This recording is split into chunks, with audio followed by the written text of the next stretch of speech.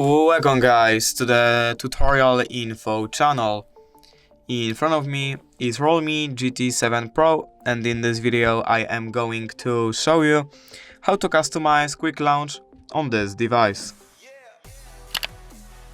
Alright, so to do this, firstly we have to open our settings, then we have to scroll down and find accessibility and convenience option.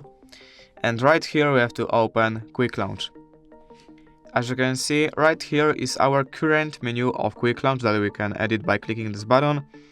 And now we can just add functions or apps that we want to launch by just moving them like this.